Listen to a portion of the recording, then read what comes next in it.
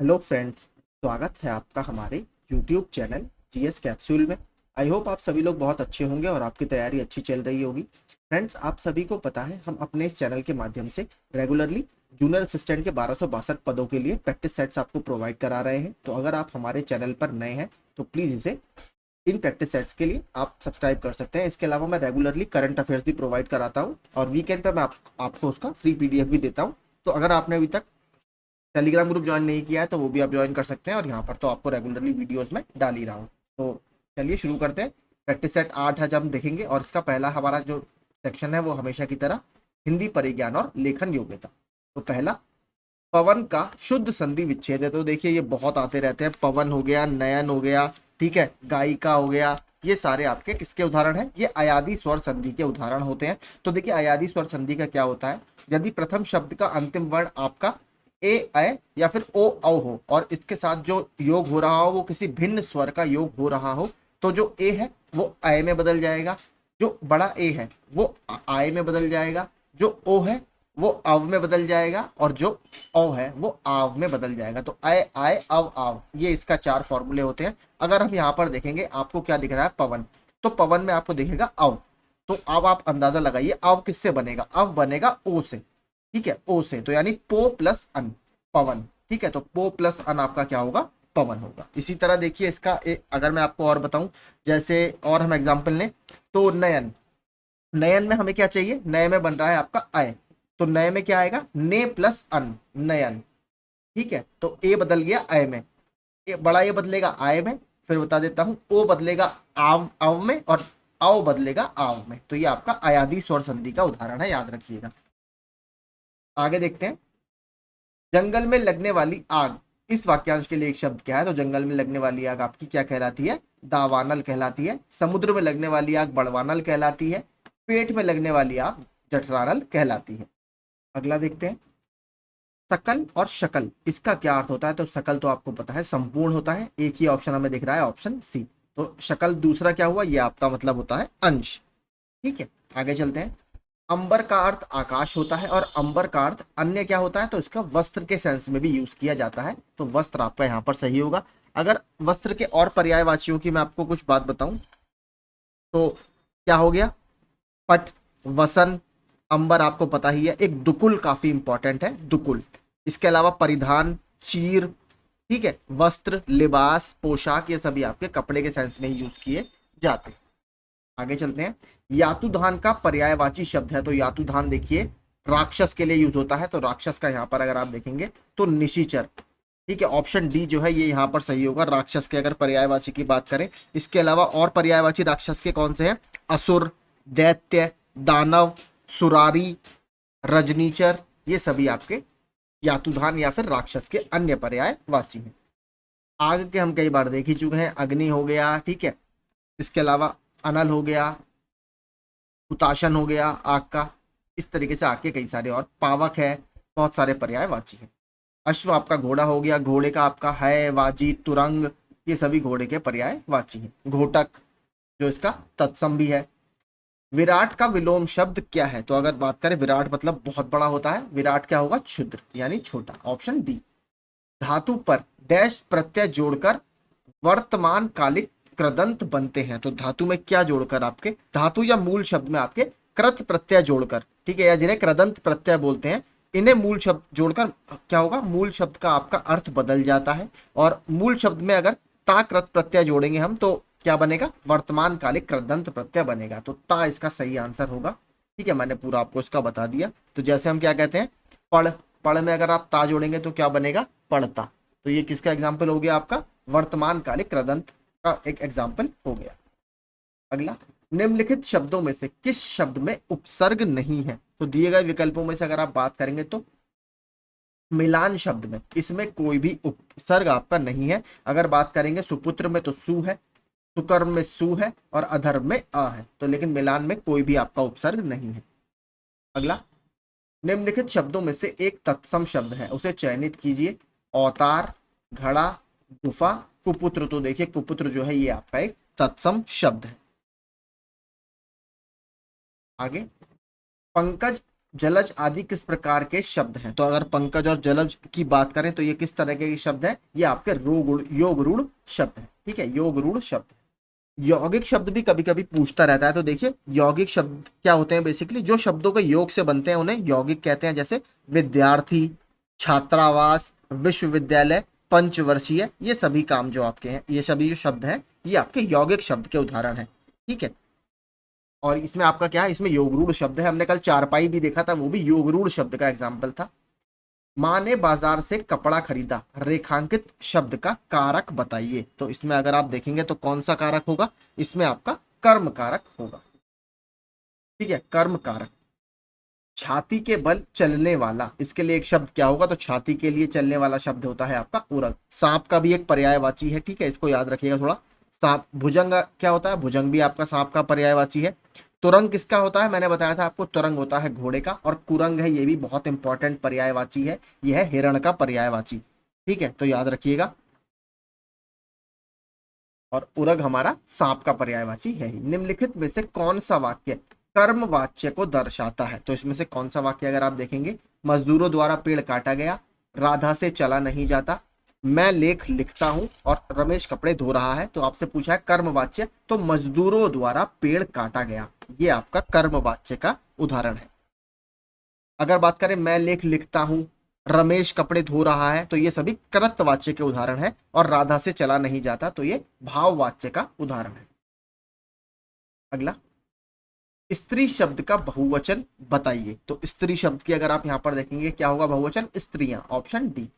मैं रोज पढ़ता हूं, वाक्य में क्रिया विशेषण का कौन सा भेद है? तो मैं अगर रोज पढ़ता हूं हमने बात करी थी, तो ये कालवाचक क्रिया विशेषण का उदाहरण है। मैंने इसके आपको और भी एग्जाम्पल दिए थे। ठीक है, परसों, पहले, पीछे, कभी कभी, ये सभी मैंने आपको इसके एग्जाम्पल दिए थे।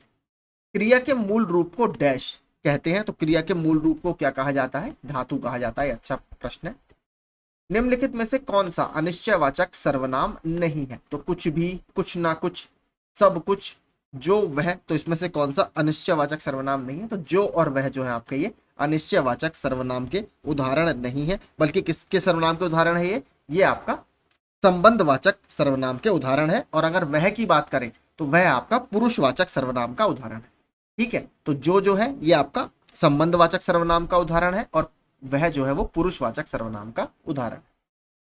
हिमालय किस प्रकार की संज्ञा है? तो हिमालय व्यक्तिवाचक संज्ञा है। देखिए मैंने आपको बताया था, अगर यहाँ पर पर्वत होता तो पर्वत सारे पर्वत जाति का या समूह का बोध करा रहा होता, तो वहां पर जातिवाचक संज्ञा होती। ऐसी गंगा है, अगर गंगा है तो गंगा व्यक्तिवाचक संज्ञा है। अगर हम नदी लिखेंगे तो नदी सारी नदियों का एक ग्रुप बता देगी, तो नदी जातिवाचक संज्ञा हो जाती है। हिमालय आपका व्यक्तिवाचक संज्ञा का उदाहरण है। ये आया हुआ प्रश्न है, इसको याद जरूर रखिएगा। निम्नांकित में से शुद्ध शब्द कौन सा है? तो अंतर्धान होता है, ध्यान कुछ नहीं होता। ध्यान हम बोलते हैं, लेकिन शब्द अंतर्धान सही होता है। तो अंतर्धान आपको एक ही ऑप्शन में दिखेगा, ऑप्शन सी।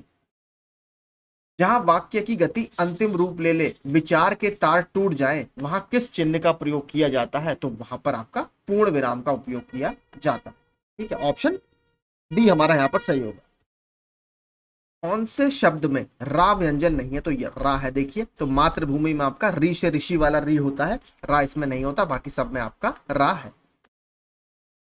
टेढ़े मेढ़े रास्ते, अपने खिलौने और भूले बिसरे चित्र उपन्यास किस साहित्यकार की रचना है? तो ये सभी भगवती चरण वर्मा जी की रचनाएं हैं, ऑप्शन डी।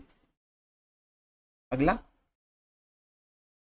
पूर्व चलने के बटोही बाट की पहचान कर ले, है अनिश्चित किस जगह पर सरिता गिरी गहवर मिलेंगे, है अनिश्चित किस जगह पर बाग वन सुंदर मिलेंगे, किस जगह यात्रा खत्म हो जाएगी यह भी अनिश्चित है, अनिश्चित कब सुमन कब कंटकों के शर मिलेंगे, कौन सहसा छूट जाएंगे, मिलेंगे कौन सहसा आ पड़ेंगे, कुछ भी रुकेगा तू न ऐसी आन कर ले, पूर्व चलने के बटोही बाट की पहचान कर ले। तो बहुत शानदार कविता है। तो इसमें देखते हैं प्रश्न, कविता की पंक्तियों में यात्रा की किस विशेषता की ओर संकेत किया गया है? तो यात्रा की किस तरह की विशेषताएं बताई गई हैं? तो इसमें देखिए अनिश्चितताएं बताई गई हैं। ठीक है, अनिश्चितता की ओर, ऑप्शन सी।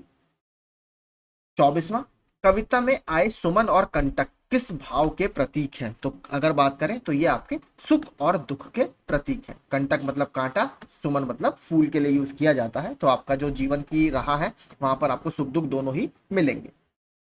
कविता की पंक्तियों में कवि व्यक्ति को किस बात की प्रेरणा दे रहा है? तो यहाँ पर किस बात की प्रेरणा दे रहा है कि हर समय आपको आगे बढ़ते रहना चाहिए बिना कुछ रुके। अगला, अंडे का शहजादा मुहावरे का क्या अर्थ है? ये मैंने अपने कम्युनिटी पोस्ट में डाला था। वहां पर देखिए मैं रेगुलर क्विज डालता हूं, आप जरूर वहां पर सॉल्व किया कीजिए। और इसका मतलब होता है अनुभवहीन व्यक्ति, ऑप्शन डी। चरण कमल बंदो हरिराई, इस वाक्य में कौन सा अलंकार है? तो इसमें आपका रूपक अलंकार है। ठीक है, रूपक अलंकार ये बहुत रिपीटेड प्रश्न है, इसको याद कर लीजिए, काफी इंपॉर्टेंट है। तो देखिए क्या होता है, जब उपमेय पर उपमान का आरोप या उपमान और उपमेय का अभेद होता है तब क्या होता है, वहां पर रूपक अलंकार होता है। इसके लिए आपका तीन बातों का होना बहुत आवश्यक माना जाता है। पहला, उपमेय को उपमान का रूप देना। दूसरा, वाचक पद का आपका लोप हो जाना चाहिए। और तीसरा, उपमेय का भी साथ साथ वर्णन होना चाहिए। तो ये आपकी तीन कंडीशन है, तब आपका रूपक अलंकार होगा। अगला देखते हैं, वह सममात्रिक छंद जिसके प्रत्येक चरण में 24-24 मात्राएं हों तथा प्रत्येक चरण में 11वीं एवं 13वीं मात्रा पर यति होती है, उसे कौन सा छंद कहा जाएगा? तो इसे रोला बोला जाता है। ठीक है, रोला। रोला आपका क्या है, एक सममात्रिक छंद का उदाहरण है। ठीक है, निम्नलिखित में से कौन सा वाक्य अशुद्ध है? तो इसमें से कौन सा वाक्य अशुद्ध है आपको देखना है। इन दोनों में केवल यही अंतर है। तो देखिए केवल और यही आपके एक साथ नहीं आएंगे, सिंपल आएगा, इन दोनों में यही अंतर है। ठीक है, तो ऑप्शन सी हमारा यहां पर सही होगा। निम्नलिखित में से कर्मधारय समास का उदाहरण कौन सा है? तो अगर आप देखेंगे कर्मधारय समास इसमें किसमें दिखेगा, साफ दिख रहा है, प्रिय सखा। ठीक है, दिए गए विकल्पों में अगर हम देखेंगे तो प्रिय सखा में कर्मधारय समास है। कर्मधारय समास में क्या होगा, पहली बात तो आपका उत्तर पद इसमें प्रधान होता है, और तथा पूर्व पद और उत्तर पद में से किसका उपमेय उपमान या विशेषण विशेष्य का हमें बोध मिलता है। तो सखा कैसा है, प्रिय सखा है। इसके अलावा अगर कुछ और एग्जाम्पल देखें, नील कमल, शीतोष्ण, महात्मा, सज्जन, कापुरुष, नीलोत्पल, ये सभी आपके किसके हैं, इसी के उदाहरण है। बात करें अगर कामचोर की तो क्या हुआ, काम से चोर, यहां पर क्या कारक चिन्ह से का लोप हुआ, तो कौन सा समास हुआ, तत्पुरुष समास हुआ। आजन्म यानी आजन्म, तो देखिए पहला इसमें क्या लगा हुआ है, अव्यय है, तो ये तो साफ दिख रहा है अव्ययी भाव समास है। आजन्म, आमरण, यथा संभव, यथा स्थिति, यथोचित, ये सभी में आपका क्या होगा, अव्ययी भाव समास होता है। पूर्व पद इसमें ज्यादातर अव्यय होता है। बात करें सपरिवार की तो इसमें क्या होगा, जो परिवार के साथ हो, तो यहां पर बहुव्रीहि समास होता है। अगला, यहाँ पर आप देखिए देख सकते हैं, कल एक मैम का कमेंट आया था कि सर मैंने कल शायद 7वें वाले प्रैक्टिस सेट में थोड़े मैंने जल्दी जल्दी आगे पीछे कर दिए थे, तो यहाँ से आप आराम से स्क्रीनशॉट ले लीजिए, मैं आपको पूरा बताता हुआ दिखा दूंगा। ठीक है, आप यहाँ पर देख लीजिए, मैं इसके आंसर भी आपको बताता हुआ चलता हूँ। ठीक है, 31वें का, क्योंकि बार बार कमेंट बॉक्स में डालने में फिर समय भी लगता है। तो देखिए 31वें का जो आंसर है वो है आपका ऑप्शन बी। ठीक है, आपने आप मिला के आराम से चेक कर लीजिएगा। 32वें की अगर बात करें, 32वें का भी ऑप्शन बी है। 33वें की बात करें तो 33वें का ऑप्शन है ए, OPQRS। अगला देखते हैं 34वां, तो 34वें का ऑप्शन है आपका सी। ठीक है, प्रश्न आप देख लीजिए। 35वां, यह आकृतियों वाला जो प्रश्न है, तो इसका आंसर है आपका बी। 36वां, तीन कथन वाला जो प्रश्न है, इसको देख लीजिए, इसका आंसर है आपका बी। 37वें की अगर बात करें, 37वें का आंसर है आपका ए। 38वें की बात करें, 38वां आप देख लीजिए पूरा। 38वें की बात करें तो 38वें का आंसर है बी। 39वां देख लीजिए, 39वें का अगर बात करें, इसका आंसर है डी, 62 62। और अगर बात करें 40वें की तो 40वें का आंसर है डी ए। 41वां दिखा देता हूं, दोस्तों वाला जो प्रश्न है 41वां, इसका आंसर है सी, नीना। 42वें की बात करें, इसका आंसर है 65.5 ए। 43वें की बात करें, इसका आंसर है डी। 43वें का आंसर है डी। 44वें की बात करें तो इसका आंसर भी है डी, 7.8। सॉरी, माफ कीजिए, माफ कीजिए। हाँ ठीक है, 44वें का भी डी है। और बात करें 45वें और अंतिम प्रश्न की रीजनिंग का, तो ये इसका आंसर क्या होगा, 45वें का आंसर भी आपका डी है। ना तो निष्कर्ष एक सही है और ना ही दो सही है। तो ये आपके पूरे रीजनिंग के प्रश्न हो गए। आई होप आपने स्क्रीनशॉट वगैरह ले लिए होंगे। अब हम चलते हैं अपने सामान्य जानकारी के प्रश्नों पर 46वें से। ठीक है, गौतम बुद्ध। गौतम बुद्ध कौन से गणराज्य के थे? तो गौतम बुद्ध आप सभी को पता है, अगर आप कनिष्क वगैरह के सिक्के वगैरह पर इनका अंकन देखेंगे तो उस पर लिखा हुआ है साकामन बोडो, यानी शाक्य मुनि बुद्धा। तो ये शाक्य वंश के थे। अगर गौतम बुद्ध के बारे में कुछ फैक्ट्स की बात करें, क्योंकि गौतम बुद्ध से लगातार बहुत प्रश्न हमारे बनते रहते हैं, तो क्या क्या इससे फैक्ट्स है मैं बता देता हूं आपको। तो पहली बात तो इनको शाक्य बोला क्यों जाता है शाक्य मुनि, क्योंकि इनके पिताजी जो थे कौन, शुद्धोधन, वो शाक्य वंश के एक चीफ थे या राजा थे। बात करें इनका जन्म कब हुआ, इनका जन्म 563 ईसा पूर्व में क्षत्रिय शाक्य क्षत्रिय फैमिली में हुआ था। कहां पर, लुम्बिनी, जो कि नेपाल में जगह है कपिलवस्तु, उसके पास स्थित है। माता जी का नाम क्या था इनकी, महामाया या माया देवी इनको बोला जाता था, और वो कोलीय वंश की महारानी थी। याद रखिएगा, कोलीय वंश, ये भी पूछता रहता है। उसके अलावा अगर बात करें वाइफ का, इनकी क्या नाम था, इनकी वाइफ का नाम था यशोधरा, और उनके बेटे का क्या नाम था, राहुल। इनको ज्यादातर इनको किसने पाला है, इनकी जो फॉस्टर मदर थी प्रजापति गौतमी जी, उनके द्वारा इनको पाला गया है। इसके अलावा अगर बात करें ज्ञान, इन्होंने घर कौन सी उम्र में छोड़ा है अपना घर, इन्होंने लगभग 29 वर्ष की उम्र में घर को छोड़ दिया था, और अपने घोड़े पर, और इनके घोड़े का नाम भी पूछ चुका है एक बार, घोड़े का नाम था इनके कंटक। इसके अलावा अगर बात करें तो लगभग 6 सालों तक ये मगध, जो हमारा महाजनपद था, मगध महाजनपद में इधर उधर घूमते रहे, और फिर उन्हें एक, हम कह सकते हैं जो ध्यान को सीखा या मेडिटेशन करना सीखा, वो सीखा अलार कलमा से या अलारा कलाम से। इसके अलावा अगर बात करें तो इन्हें 35 साल की उम्र में ज्ञान की प्राप्ति हुई। कहां पर, बोध गया में, इसके पीपल के पेड़ के नीचे और नीलंजना नदी के किनारे। और उसके बाद ये भगवान बुद्ध कहलाए। बुद्ध मतलब एनलाइटेंड, जिसको ज्ञान की प्राप्ति हो गई हो। इसके बाद जब इन्हें ज्ञान की प्राप्ति हो गई, उसके बाद भगवान बुद्ध ने अपना पहला उपदेश कहां पर दिया, डियर पार्क में या मृगवन में। कहां पर, सारनाथ में। कितने, 5 शिष्यों को दिया था, और उसको क्या बोला जाता है, धर्म चक्र प्रवर्तन सूत्र, यानी setting the wheel in motion और the setting the wheel of law या धर्म। अगर बात करें 5 शिष्य कौन कौन से थे, तो अस्साजी, मोगलाना, उपाली, सरिपुत्र और आनंद, ये 5 शिष्य थे जिनको दिए गए थे इनके द्वारा पहला उपदेश। इसके अलावा एक प्रश्न इसी तरह और पूछता है कि भगवान बुद्ध ने सबसे ज्यादा जो उपदेश दिए हैं वो कहां पर दिए हैं, तो सबसे ज्यादा उपदेश भगवान बुद्ध के द्वारा श्रावस्ती में दिए गए हैं। ठीक है, इसके अलावा अगर बात करें भगवान बुद्ध की फिर मृत्यु कहां पर होती है, भगवान बुद्ध की मृत्यु कुशीनगर में होती है, जो कि मल्ल महाजनपद में स्थित था। वहां पर महापरिनिर्वाण को ये प्राप्त कर लेते हैं। तो यही देखिए, भगवान बुद्ध से संबंधित प्रश्न पूछे जाते हैं अलग अलग एग्जाम्स में। ठीक है, आगे चलते हैं। निम्नलिखित में से सही मेल नहीं है, तो देखिए महाकाल मंदिर उज्जैन में ठीक है। चंगेरी मठ चिकमंगलूर जिला कर्नाटक में स्थित है। और यहाँ पर देखिए चिकमंगलूर मैंने आपको बताया था किस चीज के लिए फेमस है, कॉफी के प्रोडक्शन के लिए बहुत फेमस है। और एक और जगह है कर्नाटक में बाबा बूदनगिरी हिल्स, वो भी बहुत फेमस है। सूर्य मंदिर कोणार्क में, इसको ब्लैक पेजोडा भी बोला जाता है। तो ईस्टर्न गंगा डायनेस्टी या पूर्वी गंगा वंश के नरसिंह देव ने इसकी स्थापना की थी और ये तब बनाया गया है। तो कोणार्क को ब्लैक पेजोडा भी बोला जाता है, याद रखिएगा, ब्लैक पेजोडा उड़ीसा में स्थित है। अगला जैन मंदिर, ये खजुराहो में नहीं है। देखिए जैन मंदिर आपके मध्य प्रदेश के ही छतरपुर जिले में स्थित है, ना कि खजुराहो में।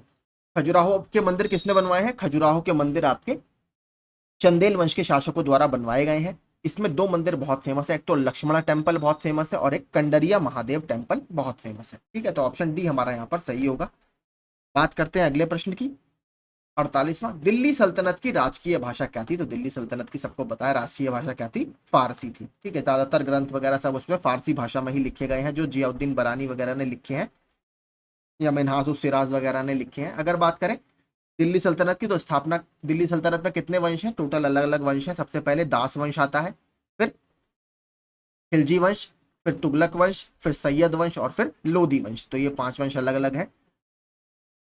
इसके अलावा ये और पूछता है कि जो दिल्ली सल्तनत के अलग अलग राजवंश थे, सबसे कम समय तक किसने शासन किया, तो सबसे कम समय तक शासन किया है खिलजी राजवंश ने, 1290 से 1320 तक। इसके अलावा सबसे ज्यादा समय तक किसने शासन किया है, तो तुगलक राजवंश ने इसमें सबसे ज्यादा लंबे समय तक शासन किया है। तो याद रखिएगा, ये सारे फैक्ट्स मैंने आपको बता दिए। भारत में सबसे लंबा समुद्र तट या सी बीच कहां पर है, तो सबसे लंबा समुद्र तट है हमारे यहाँ मरीना बीच, जो कि कहां पर स्थित है, ये आपके चेन्नई यानी तमिलनाडु में स्थित है। इसकी लंबाई लगभग 13 किलोमीटर के आसपास है। इसके अलावा अगर 2 और जो बीच इसमें दिए हुए हैं, चपोरा बीच ये कहाँ पर है, ये गोवा में स्थित है। इसके अलावा बात करें जो अक्सा तट है, इसको मलाड भी बोला जाता है, तो ये मुंबई में स्थित है। अन्यों की तुलना में निम्नलिखित में से कौन सी मिट्टी काजू की वृद्धि के लिए अत्यधिक उपयोगी है? तो इसमें देखिए जो लेटराइट मिट्टी होती है, जब मैंने आपको वन दरोगा के बारे में पढ़ाया था तब हमने पढ़ा था जो लेटराइट मिट्टी होती है वो काजू वगैरह के लिए बहुत ज्यादा उपयोगी होती है। जहां पर थोड़ी बारिश ज्यादा होती है, वहां पर लीचिंग हो जाती है रॉक्स की या चट्टानों की, वहां पर आपको इस तरीके की मिट्टी देखने के लिए मिलेगी। और एक चीज और बहुत इससे पूछी जाती है प्रश्न की, काजू की जो खेती है या काजुओं को भारत में कौन से जो यात्री थे उन्होंने इंट्रोड्यूस किया था, उन्होंने वो इसको भारत में लेकर आए थे। तो जो पुर्तगाली थे वो काजू को भारत में लेकर आए थे, इसको याद रखिएगा, काफी इंपॉर्टेंट है। आगे चलते हैं। भारतीय संविधान का कौन सा अनुच्छेद राज्यों में राज्यपालों का प्रावधान करता है? तो सिंपल है, अनुच्छेद 153 राज्यों में राज्यपाल का प्रावधान करता है। और इसके तहत ये कहा जाता है कि किसी राज्य का एक राज्यपाल होगा या इसके अलावा दो या दो से अधिक राज्यों का भी एक राज्यपाल बनाया जा सकता है। कभी कभी आपने देखा होगा दो राज्यों को भी एक राज्यपाल हेड करता है। इसके अलावा अगर बात करें, अनुच्छेद 136 भी बहुत फेमस है। इसके लिए फेमस है SLP, स्पेशल लीव पटिशन, जो सुप्रीम कोर्ट में आपको मिलती है वो अनुच्छेद 136 के तहत ही मिलती है। बात करें अनुच्छेद 148, ये तो बहुत फेमस है, दो बताऊंगा, दोनों रट के जाइएगा, यही घूम फिर के पूछता रहता है। 148 में किसकी बात की गई है? Controller and auditor general of India, यानी नियंत्रक एवं महालेखा परीक्षक। एक इसके तरह आता है अनुच्छेद 76, आर्टिकल 76 भी पढ़ के जाइएगा, किससे संबंधित है? Attorney general of India, Bharat का महान्यायवादी, उसको भी रट लीजिए। इस समय कौन है? R वेंकट रमणी इस समय भारत के महान्यायवादी हैं, अटॉर्नी जनरल ऑफ इंडिया है। और वर्तमान में अगर कैग की बात करें, कौन है? तो कैग है गिरीश चंद्र मुर्मू जी या GC मुर्मू जी, और ये समय भारत के 14वें कैग है, याद रखिएगा। इसी की तरह देखिए एक और पद होता है, बच्चे काफी कंफ्यूज करते हैं, एक होता है कैग, एक होता है CGA यानी कंट्रोलर जनरल ऑफ अकाउंट्स। तो कंट्रोलर जनरल ऑफ अकाउंट्स वर्तमान में कौन है? SS दुबे जी हैं, ये भी याद रखिएगा। आगे 124, हाँ अनुच्छेद 124 बच गया, तो अनुच्छेद 124 तो सबने पढ़ा ही होगा, ये सुप्रीम कोर्ट की स्थापना से संबंधित है। और बात करें अगर हाई कोर्ट्स की, तो हाई कोर्ट्स का जो प्रोविजन है वो कौन से आर्टिकल में है? हाई कोर्ट्स का प्रोविजन है 214 में। ठीक है, 214 में ये कहा जाता है कि हर राज्य में एक हाई कोर्ट होगा, ऐसा नहीं है, लेकिन अलग अलग यूनियन टेरिटरी वगैरह भी मेंटेन हमारे यहाँ कुछ कुछ अलग कोर्ट से की जाती है। तो 214 में हाई कोर्ट है, 124 में सुप्रीम कोर्ट है। एक काफी इंपॉर्टेंट प्रश्न दोनों से ये बनता है कि एक तो रिटायरमेंट की उम्र दोनों की पूछता रहता है कि दोनों में रिटायरमेंट की उम्र कितनी है। तो सुप्रीम कोर्ट के जो जज रिटायर होते हैं वो 65 साल में होते हैं, हाई कोर्ट के जो रिटायर होते हैं वो 62 साल में होते हैं। इसके अलावा अगर बात करें तो जो रिट्स की पावर है, जो आपके यहाँ रिट्स हम जारी करते हैं, 5 तरह की अलग अलग रिट्स हैं। सुप्रीम कोर्ट जारी करता है अनुच्छेद 32 के तहत और हाई कोर्ट जारी करता है अनुच्छेद 226 के तहत। एक चीज हमें याद रखनी है, उल्टा है, हाई कोर्ट का जो जुरिस्डिक्शन है रिट को लेकर वो सुप्रीम कोर्ट से भी ज्यादा है। सुप्रीम कोर्ट केवल कॉन्स्टिट्यूशन में जो 5 तरीके मेंशन है उसमें रिट जारी कर सकती है। हाई कोर्ट के पास ये पावर है कि ये वो उसके अलावा भी किसी और फील्ड में अगर जरूरत है तो वो रिट जारी कर सकते हैं। ठीक है, तो हाई कोर्ट की पावर रिट के केस में सुप्रीम कोर्ट से ज्यादा बड़ा, उसका मतलब एक तरह से एरिया ज्यादा बड़ा है या डोमेन ज्यादा बड़ा है। ठीक है, आगे राज्यसभा में राष्ट्रपति द्वारा कितने सदस्य मनोनीत किए जाते हैं? तो सिंपल प्रश्न है आपका, 12 सदस्य मनोनीत या नॉमिनेट किए जाते हैं। 1975 में राष्ट्रीय आपातकाल की घोषणा के समय भारत के राष्ट्रपति निम्नलिखित में से कौन थे? तो उस समय राष्ट्रपति भारत के थे फर्रुखुद्दीन अली अहमद। ठीक है, ऑप्शन ए। और नीलम संजीव रेड्डी जी क्यों फेमस है? नीलम संजीव रेड्डी अभी तक के भारत के अनअपोज्ड पहले, ठीक है, सर्वसम्मति से चुने गए प्रेसिडेंट हैं या राष्ट्रपति हैं, याद रखिएगा, इसलिए इंपॉर्टेंट है। भारतीय रिजर्व बैंक के केंद्रीय निदेशक मंडल की नियुक्ति कितने वर्षों की अवधि के लिए होती है? तो ये 4 वर्ष की अवधि के लिए होती है। बात करें भारतीय रिजर्व बैंक की, तो भारतीय reserve bank of India act है 1934 का, उसके तहत इसकी स्थापना की गई है। कब? 1 अप्रैल 1935 को। पहले देखिए इसका जो हेडक्वार्टर था वो था कलकत्ता में, बाद में उसको 1937 में स्थायी रूप से मुंबई शिफ्ट किया गया। इसके अलावा बात करें तो ज्यादातर जो बैंक है उसको RBI कैसे रेगुलेट करता है? तो बैंकिंग रेगुलेशन एक्ट है 1949 का, उसके तहत बैंक्स वगैरह हमारे यहाँ रेगुलेट किए जाते हैं। वह स्थान जहां बैंकर्स मिलते हैं और उनके पारस्परिक दावों और खातों को व्यवस्थित करते हैं क्या जाना जाता है? तो उसे क्लियरिंग हाउस बोला जाता है। योजना आयोग की स्थापना कब की गई थी? तो योजना आयोग जो एक एक्स्ट्रा कॉन्स्टिट्यूशनल बॉडी है, अर्थात ये हमारे संविधान में इसका जिक्र कहीं भी नहीं है, प्लानिंग कमीशन का, और इसकी जो स्थापना की गई थी 1950 में की गई थी। ठीक है, एक एक्ट के द्वारा इसकी स्थापना की गई है। बाद में देखिए अभी 2014 में एक निर्णय लिया गया कि इसको अब बंद किया जाएगा क्योंकि बहुत ज्यादा कुछ बेनिफिट इससे नहीं हो पा रहा था, तो इसकी जगह अब 1 जनवरी 2015 से नीति आयोग ने ले ली है। नीति आयोग में 3 पद बहुत इंपॉर्टेंट है, उन तीनों पदों को याद रखिएगा। कौन कौन सा? नीति आयोग का अध्यक्ष कौन होता है? नीति आयोग का अध्यक्ष होता है प्रधानमंत्री, तो माननीय नरेंद्र मोदी जी इसके चेयरपर्सन है। बात करें उपाध्यक्ष की, तो नीति आयोग के जो उपाध्यक्ष हैं वो इस समय है सुमन कुमार बेरी जी। और एक और काफी इंपॉर्टेंट पद है सीईओ का, तो नीति आयोग के जो चीफ एग्जीक्यूटिव ऑफिसर हैं वर्तमान में वो है BVR सुब्रमण्यम जी। ये तीनों पद आप याद कर लीजिए। 1 जनवरी 2015 से ये चर्चा में है या रनिंग में है। प्रतिष्ठित दादा साहब फाल्के पुरस्कार निम्नलिखित में से किस वर्ष आरंभ किया गया था? तो दादा साहब फाल्के पुरस्कार की बात करें तो दादा साहब फाल्के जी की ये सिनेमा के क्षेत्र में दिया जाता है। पहली बात, दादा साहब फाल्के की जो 100वीं वर्षगांठ थी, 100वीं जयंती थी 1969 में, उस साल ये स्टार्ट किया गया था। और इसकी पहली रिसिपिएंट या पहली जिन्होंने इसको ग्रहण किया वो कौन थी? देविका रानी जी। दजोंगखा किसकी शासकीय भाषा है? तो दजोंगखा आपकी भूटान की शासकीय भाषा है। भूटान भारत का एक पड़ोसी देश है, आप सभी जानते ही हैं। बात करें इसकी राजधानी की, राजधानी भूटान की क्या है? थिम्फू है। और यहाँ की जो करेंसी है वो क्या है? नगल ट्रम है करेंसी, ठीक है, याद रखिएगा। इसके अलावा अगर बात करें, भूटान को कार्बन न्यूट्रल देश माना जाता है कि यहाँ पर कार्बन उत्सर्जन बहुत कम है। इसके अलावा बात करें भारत के कौन कौन से राज्य से बॉर्डर करते हैं, तो वो मैं आपको पूरा मैप दिखा देता हूँ, हो सकता है हमसे पूछ ले क्योंकि भारत का पड़ोसी देश है। ठीक है, ये देखिए ये आपका पूरा भूटान है यहाँ पर। ठीक है, तो भूटान से सबसे पहले अगर हम देखेंगे तो सिक्किम बॉर्डर करता है, इधर आपका तिब्बत हो गया, ये आपका क्या आ गया? वेस्ट बंगाल आ गया, ये पूरा हमारा असम आ गया, और यहाँ से आपका अरुणाचल प्रदेश आ गया। तो ये 4 राज्य भूटान को टच करते हैं, सिक्किम, पश्चिम बंगाल, असम और अरुणाचल प्रदेश। ठीक है, और इसके उत्तर में क्या है? तिब्बत ऑटोनॉमस रीजन, जो कि चाइना जिसको कंट्रोल करता है। ठीक है, यहाँ से आप देखेंगे मानस रिवर वगैरह भी आपको दिखेगी, जो कि ब्रह्मपुत्र की एक सहायक नदी है। ठीक है, आगे चलते हैं अगला। इसके अलावा देखिए, हाँ, इंडोनेशिया की राजधानी क्या है? इंडोनेशिया की राजधानी आपकी जकार्ता है। बात करें कंबोडिया, कंबोडिया की राजधानी नॉम फे है, नॉम। और देखिए कंबोडिया भी चर्चा में क्यों है? कंबोडिया के नए प्रधानमंत्री बनाए गए हैं हुन मैट, उसको भी याद रखिएगा। इसके अलावा म्यांमार, म्यांमार की राजधानी क्या है आपकी? नायपी दो। अगला, द्विफोकली लेंस का आविष्कार किस वैज्ञानिक ने किया था? तो ये बेंजामिन फ्रैंकलिन ने इसका आविष्कार किया है। एक बीमारी होती है प्रेस बायोपिया, जो प्रेस बायोपिया का अर्थ होता है जो वृद्धों में बहुत ज्यादा होती है, जो बुढ़े लोग होते हैं जिनको काफी ज्यादा जिनकी एज हो जाती है, उसमें उन्हें क्या होता है? दूर की चीजें भी साफ नहीं दिखती और पास की चीजें भी साफ नहीं दिखती। तो इस समस्या को बोला जाता है प्रेस बायोपिया। इसको दूर करने के लिए ही आपका द्विफोकली लेंस या बाईफोकल लेंस का उपयोग किया जाता है, जिसका आविष्कार बेंजामिन फ्रैंकलिन ने किया है।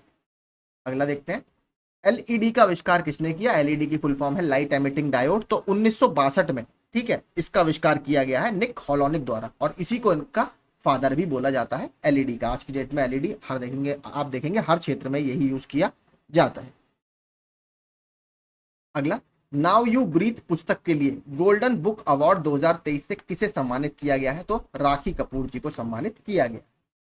फरवरी 2023 में किस बैंक ने ईबीजी, तो ईबीजी का मतलब क्या है? इलेक्ट्रॉनिक बैंक गारंटी योजना शुरू करने की सुविधा शुरू की थी? तो आपके इंडियन ओवरसीज बैंक ने। सरकार ने अनधिकृत कोयला खनन गतिविधियों की सूचना देने के लिए कौन सा मोबाइल ऐप लॉन्च किया था? तो खनन प्रहरी सरकार के द्वारा लॉन्च किया गया। ठीक है, खनन प्रहरी, ऑप्शन बी। फरवरी 2023 में भारतीय अंतरिक्ष अनुसंधान संगठन ने गगनयान मिशन को आगे बढ़ाने के लिए किसके साथ साझेदारी की है? तो भारतीय नौसेना के साथ इन्होंने जो क्रू रिकवरी मॉड्यूल आएगा, जो ज्यादातर आपने देखा होगा पानी वगैरह पर ही गिरता है जब बाहर से री एंट्री होती है अर्थ के एटमॉस्फेयर में, तो उसमें वो जो क्रूज मॉड्यूल आएगा वो पानी पर गिरेगा। तो नौसेना के साथ भारत सरकार उसमें टाई अप कर रही है। फरवरी 2023 में 12वें विश्व हिंदी सम्मेलन का आयोजन कहां पर किया गया? तो काफी सिंपल था, ये तो फिजी में किया गया। अगला, एक माइक्रो प्रोसेसर 8 बिट शब्द लंबाई वाले एक माइक्रो प्रोसेसर इतने बिट डेटा को एक साथ प्रोसेस करता है? तो 8 बिट डेटा को प्रोसेस करता है। निम्नलिखित में से कौन सा एक पर्सनल कंप्यूटर नहीं है? तो जो आपका मेन फ्रेम कंप्यूटर होता है जिसे बिग आयरन बोला जाता है, इसको कई सारे लोग एक साथ यूज करते हैं और ये एक पर्सनल कंप्यूटर का उदाहरण नहीं है। निम्नलिखित में से किसका मोबाइल सिस्टम में प्रमुख महत्व है? तो अगर बात करेंगे इसमें से मोबाइल के लिए क्या इंपॉर्टेंट है आपका? डेटा सिक्योरिटी इसमें काफी इंपॉर्टेंट मानी जाती है। वो तो ऑलमोस्ट आजकल जितने भी ऑनलाइन प्लेटफॉर्म्स हैं, ऑनलाइन चीजें हैं, सब में डेटा सिक्योरिटी काफी इंपॉर्टेंट है। प्रोलॉग स्रोत फाइलों का एक्सटेंशन क्या है? तो अगर बात करें तो ये होता है .pl, ऑप्शन ए। USB 2.0 तकनीक का रॉ थ्रूपुट क्या है? तो इसका रॉ थ्रूपुट क्या होगा? यूएसबी का यूनिवर्सल सीरियल बस इसकी फुल फॉर्म थी, मैंने आपको बताया था। तो इसका क्या होता है? 480 MBPS। ठीक है, 480 MBPS। कंप्यूटर सेवाएं जैसे डेटा स्टोरेज, सर्वर और इंटरनेट पर डेटाबेस के वितरण को किस रूप में जाना जाता है? तो किस रूप में जाना जाता है इसे? इसे क्लाउड कंप्यूटिंग बोला जाता है। आईसीटी का तात्पर्य क्या है? तो information and communication technology. Option B हमारा यहाँ पर सही होगा। FDQ1, देखिए ये भी हमने पहले प्रश्न किया हुआ, ये भी काफी ज्यादा पूछता रहता है। तो FDQ1 का फुल फॉर्म क्या होता है? Fully qualified domain name. Option B, fully qualified domain name. Shortcut की शिफ्ट प्लस टैब किसके लिए उपयोग की जाती है? तो शिफ्ट प्लस टैब का क्या उपयोग होगा? विकल्प के माध्यम से पीछे जाने के लिए। ठीक है, विकल्प के माध्यम से पीछे जाने के लिए। Option D. हेडर और फुटर डालने के लिए किस मेन्यू पर क्लिक करते हैं? तो हेडर और फुटर अगर आपको MS वर्ड में लगाना हो तो आप कहां पर जाते हैं? तो हम लोग इंसर्ट पर क्लिक करते हैं। ठीक है, उसमें कई सारे डिजाइन भी आते हैं, आप लोगों ने देखा होगा जब आप हेडर फुटर अगर लगाते हैं तो कई सारे ऑप्शंस आपको देता है, कलरफुल वगैरह के ऑप्शन आते हैं, कुछ black and white simple option आते हैं, तो उससे काफी ज्यादा इंटरेक्टिव लगता है। हम लोग अपने PDF में लगाते ही हैं। अगला देखते हैं 76वां। Mail merge is a component of. तो मेल मर्ज किसका घटक है? तो मेल मर्ज आपका MS वर्ल्ड का घटक है। Option A. 77वां देखते हैं। MS Excel 2019 में प्रोटेक्टेड वर्कशीट पर निम्नलिखित में से किस संचालन की अनुमति नहीं है? तो अगर 77वें की बात करें, किसकी अनुमति नहीं है? डिलीट द वर्कशीट की अनुमति नहीं।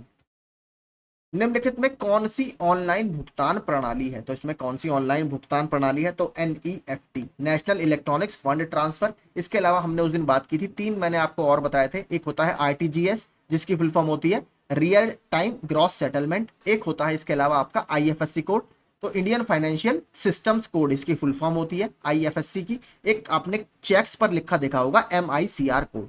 तो MICR कोड क्या होता है? Magnetic ink character recognition. ठीक है, मैग्नेटिक इंक कैरेक्टर रिकॉग्निशन याद रखिएगा। तो यही 4 बैंकिंग से काफी ज्यादा पूछता रहता है। पाम ऑपरेटिंग सिस्टम किसका उदाहरण है? तो palm operating system single user और सिंगल टास्किंग, यानी एक ही टास्क इसमें किया जाएगा, इसका ये उदाहरण है। बात करें 80 की। ऑपरेटिंग सिस्टम का कौन सा घटक कर्नेल और हार्डवेयर के साथ इंटरैक्ट करने के लिए यूजर इंटरफेस प्रदान करता है? तो दोनों में यूजर इंटरफेस आपको कहां पर मिलेगा? इनमें से क्या चीज आपको प्रोवाइड कराएगी? तो शेल जो होता है आपका, ये आपको यूजर इंटरफेस प्रोवाइड कराएगा। ठीक है, आप देखते हैं हमारा उत्तर प्रदेश स्पेशल। निम्नलिखित में से कौन सी भाषा उत्तर प्रदेश की दूसरी राजकीय भाषा है? तो उर्दू को 1989 में उत्तर प्रदेश की दूसरी राजकीय भाषा के रूप में अनुमति दी गई है। 1991 से 2001 के दौरान उत्तर प्रदेश में साक्षर व्यक्तियों की संख्या में कितने प्रतिशत की वृद्धि हुई है? तो हमें 1901 से 2001 तो 1991 से 2001 तो पढ़ना ही है, लेकिन हमारे लिए इंपॉर्टेंट है 2001 से 2011 का, क्योंकि 2011 में ही हमारी लास्ट जनगणना हुई है। तो इसमें देखिए कौन सा है, अगर तो इसका जो आंसर है इस वाले का वो है 16.7, लेकिन अगर 2001 से 2011 का मैं आपको डेटा बताऊं तो वो है 11.34%। वो भी याद रखिएगा, 11.34%। और हमने कल बात करी थी सबसे साक्षर जिला कौन सा था जहां पे सबसे ज्यादा लिटरेसी रेट है? तो गाजियाबाद है। सॉरी, गाजियाबाद कह रहा हूं, गौतम बुद्ध नगर है। गौतम बुद्ध नगर में सबसे ज्यादा आपका साक्षरता दर है। 2011 की जनगणना के अनुसार निम्नलिखित में से उत्तर प्रदेश के किस जिले में जनसंख्या सबसे अधिक थी? तो सबसे ज्यादा जनसंख्या है आपकी प्रयागराज की, लगभग 59 लाख के आसपास है, 59.5 लाख के आसपास। और इसके बाद नंबर है लखनऊ का, जहां पर 45,90,000 के आसपास है। फिर कानपुर का नंबर है। तो ये टॉप के 3 है, प्रयागराज, लखनऊ और कानपुर। लखनऊ योजना किससे संबंधित है? तो लखनऊ योजना 1981 में, काफी पुरानी स्कीम है, और ये सड़कों के डेवलपमेंट से संबंधित है। Option D. उत्तर प्रदेश में उर्दू को द्वितीय राजभाषा कब घोषित किया गया? तो मैंने आपको बता दिया 1989। उत्तर प्रदेश में कृषि विश्वविद्यालयों की संख्या कितनी है? तो देखिए उत्तर प्रदेश की बात कर रहा है तो इसमें 5 कृषि विश्वविद्यालय हैं। इसके अलावा वहां पर एक और कृषि विश्वविद्यालय जो कि झांसी में स्थित है। पहले सबके मैं आपको नाम बता देता हूँ, 5 के 5 के। एक तो आपका सबसे पुराना है चंद्रशेखर आजाद कृषि विश्वविद्यालय, कानपुर में स्थित है। फिर उसके बाद है आचार्य नरेंद्र देव कृषि विश्वविद्यालय, अयोध्या में। फिर सैम हिंगन बॉटम जो कि प्रयागराज में है, वो भी मैं आपको बता चुका हूँ। सरदार वल्लभ भाई पटेल कृषि विश्वविद्यालय, ये मेरठ में है। और बांदा कृषि और प्रौद्योगिकी विश्वविद्यालय, ये बांदा में ही है। इसके अलावा एक झांसी में और स्थित है, ठीक है, वो भी याद रखिएगा।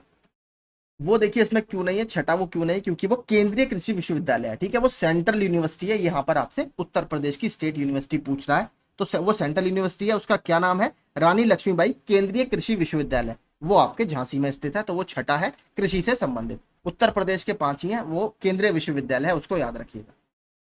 निम्नलिखित जनजातियों में से किसकी संख्या उत्तर प्रदेश में सर्वाधिक है, तो सबसे ज्यादा जनसंख्या है हमारे यहाँ थारू की, उसके बाद नंबर आता है बोक्सा का, ठीक है। बोक्सा जो आपको कहां पर मिलेगी, आगरा और बिजनौर डिस्ट्रिक्ट में हमें काफी देखने के लिए मिलती है बोक्सा। थारू की जनसंख्या सबसे ज्यादा है। सहरिया कहां पर मिलती है, सहरिया मिलेगी आपको ललितपुर डिस्ट्रिक्ट में, यह भी पूछा हुआ प्रश्न है।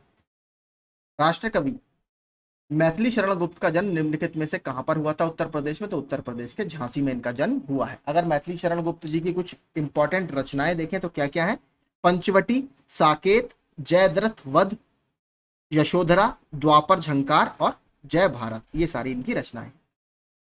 अगला, उत्तर प्रदेश शासन ने संगीत रत्न पुरस्कार किसकी स्मृति में आरंभ किया है, तो बहुत फेमस जो शहनाई वादक है कौन, बिस्मिल्लाह खां जी, उस्ताद बिस्मिल्लाह खां, इनकी याद में शुरू किया गया है।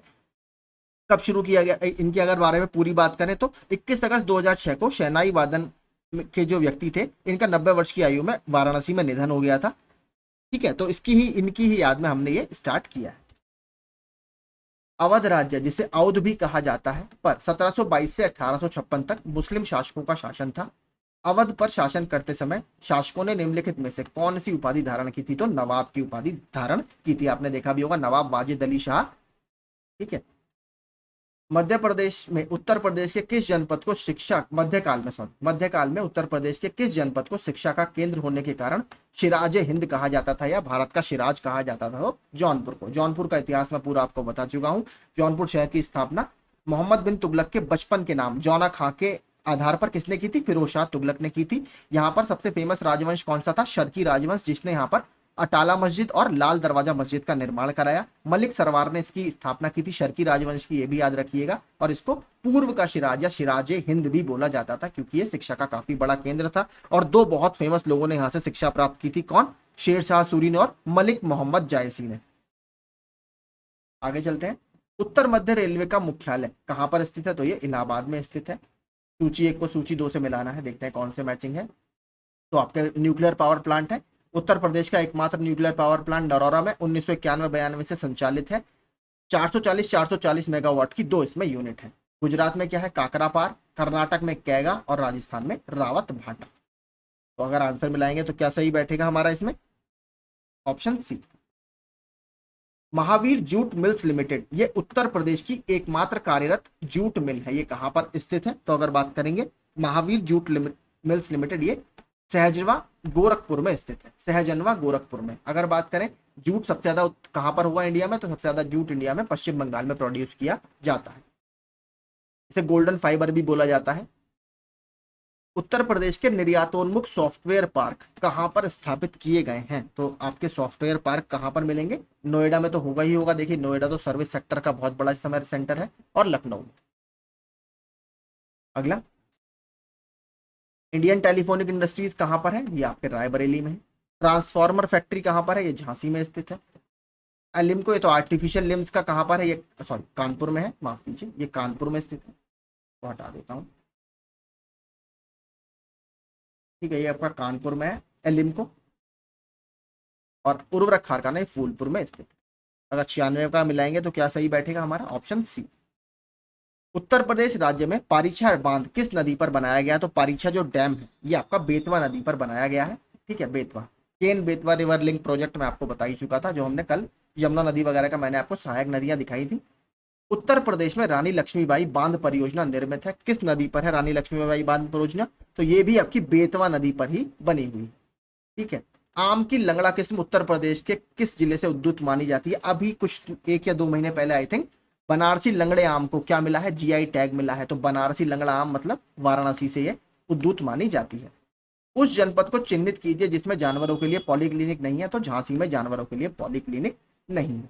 तो और पशु चिकित्सा का IVRI Indian veterinary research institute कहां पर है, तो ये बरेली में स्थित है, इज्जत नगर में, इसको भी याद रखिएगा, काफी इंपॉर्टेंट है, पूछता रहता है, ठीक है। तो यही देखिए हमारे सारे आज के प्रश्न थे, जो उत्तर प्रदेश स्पेशल और सारा प्रैक्टिस सेट आपको मैंने कवर करा दिया। अगर आपको पसंद आया हो एक्सप्लेनेशन और एक्स्ट्रा फैक्ट्स, तो प्लीज़ हमारे चैनल को सब्सक्राइब ज़रूर कीजिएगा। Thank you so much.